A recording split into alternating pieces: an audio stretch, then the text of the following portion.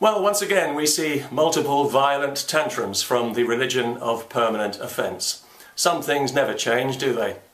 Once again we see Islam self-detonate, if you'll pardon the expression, and show once again why it's about as welcome on this planet as an asteroid. Once again we see thousands of Islamic nutcases take time out from beating up their wives to show their sensitive side. How? By smashing up the towns they live in, egged on by clerical ignoramuses whose motives are even lower than the literacy level of their followers. And once again we in the civilized world are being urged to censor ourselves out of respect for a religion that violates the human rights of half the people on the planet and that doubles as a political ideology indistinguishable from Nazism. It would be funny if it wasn't so obscene. Or should that be the other way round? To call these riots infantile and imbecilic is to give them a dignity they don't deserve. They can only be described as Islamic. Let me get this straight. We're supposed to show tolerance and respect for a religion that doesn't know the meaning of either word and goes out of its way to prove it every day.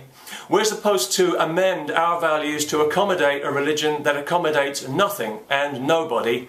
Dream on, people. It's not going to happen. Because with Islam, it's always a one-way street. We've learned that lesson the hard way. We can't afford any more tolerance and respect. We've been sucked dry.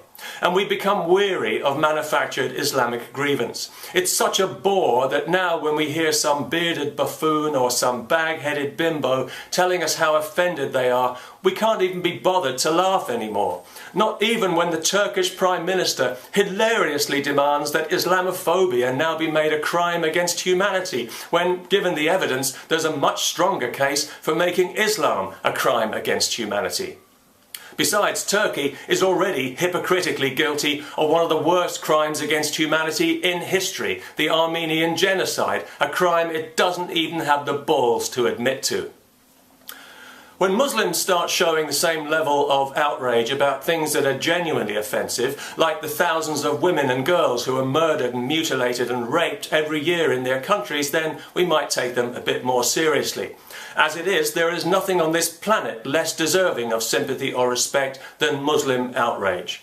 Indeed, there's something deeply comical about it. It's so contrived and so cringingly unself-aware, it's impossible to take seriously, even if we wanted to, and nobody in their right mind wants to anymore.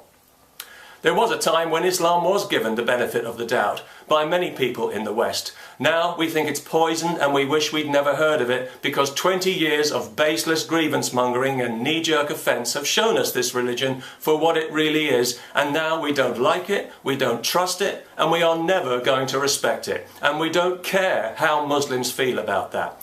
Everything's an insult to this religion.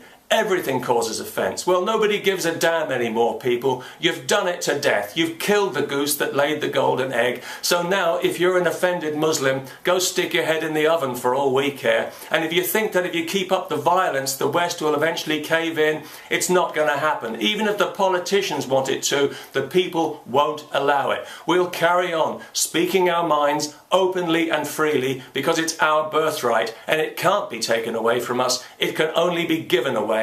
And we are giving Islam nothing because Islam gives us nothing. It's a religion permanently on the take.